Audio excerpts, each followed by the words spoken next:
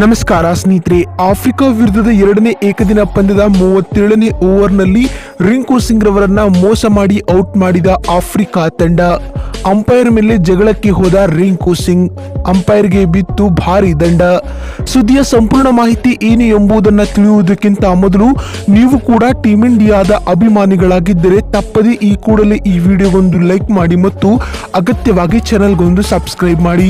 ಅದೇ ರೀತಿ ಸ್ನೇಹಿತರೆ, ನಿಮ್ಮ ಪ್ರಕಾರ ರೋಹಿತ್ ಶರ್ಮಾ ಮತ್ತು ವಿರಾಟ್ ಕೊಹ್ಲಿ ಇವರಿಬ್ಬರಲ್ಲಿ ಕ್ರಿಕೆಟ್ ಜಗತ್ತಿನಲ್ಲಿ ಯಾರಿಗೆ ಹೆಚ್ಚು ಅಭಿಮಾನಿಗಳಿದ್ದಾರೆ ಎನ್ನುವ ನಿಮ್ಮ ಅನಿಸಿಕೆ ಮತ್ತು ಅಭಿಪ್ರಾಯಗಳನ್ನ ತಪ್ಪದೆ ಕಾಮೆಂಟ್ ಬಾಕ್ಸ್ ಅಲ್ಲಿ ಕಮೆಂಟ್ ಮಾಡಿ. ಹೌದು ಸ್ನೇಹಿತರೆ, ಇಂದು ಕ್ರಿಕೆಟ್ ಅಭಿಮಾನಿಗಳು ಒಂದು ಕಡೆ IPL ನ ಮಜವನ್ನ ಸವಿಯುತ್ತಿದ್ದರೆ, ಇನ್ನೊಂದು ಕಡೆ ಭಾರತ ಮತ್ತು ಸೌತ್ ಆಫ್ರಿಕಾ ನಡುವಿನ ಎರಡನೇ ಏಕದಿನ ಪಂದ್ಯವನ್ನ ನೋಡುತ್ತಿದ್ದಾರೆ ಬಂಧುಗಳೇ. ಹೌದು, ಭಾರತ ಮತ್ತು ಸೌತ್ ಆಫ್ರಿಕಾ ನಡುವಿನ ಮೊದಲ ಏಕದಿನ ಪಂದ್ಯವನ್ನ ಟೀಮ್ ಇಂಡಿಯಾವು ಜೋಹಾನ್ಸ್ಬರ್ಗ್ ನಲ್ಲಿ ನಡೆದ ಪಂದ್ಯವನ್ನ ಭರ್ಜರಿಯಾಗಿ 8 ವಿಕೆಟ್ಗಳಿಂದ ಗೆದ್ದುಕೊಂಡಿತು.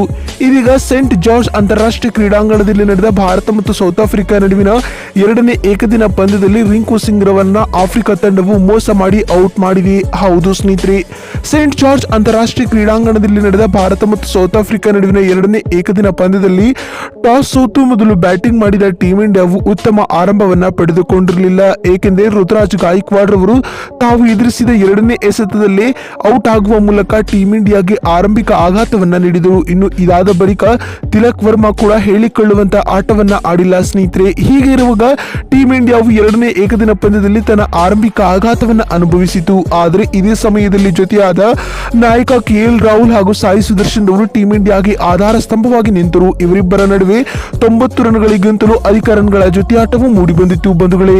ಇನ್ನು ಈ ಇಬ್ಬರು ಬ್ಯಾಟ್ಸ್ಮನ್ಗಳು ಕೂಡ ತಲಾ ಅರ್ಧಶತಕಗಳನ್ನ ಬಾರಿಸಿ ಆಫ್ರಿಕಾ ತಂಡಕ್ಕೆ ಕಂಟಕವಾಗುವ ಮುನ್ಸೂಚನೆ ನೀಡಿದರು. ಆದರೆ ಸಾಯಿ ಸುದರ್ಶನ್ ರವರು ಅರ್ಧಶತಕ ಬಾರಿಸಿದ ಬೆನ್ನಲ್ಲೇ ಔಟ್ ಆಗಿದ್ದರು ಸ್ನೇಹಿತರೆ.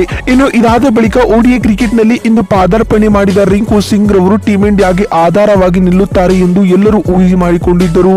ಅದರಂತೆ ರಿಂಕು ಸಿಂಗ್ ರವರು ಬರುತ್ತಿದ್ದಂತೆ ಬೌಂಡರಿ ಸಿಕ್ಸರ್ ಗಳಿಂದ ಆರ್ಭಟಿಸುತ್ತಾ ಅಭಿಮಾನಿಗಳನ್ನ ರಂಜಿಸುತ್ತಾ ಬಂದಿದ್ದರು ಸ್ನೇಹಿತರೆ.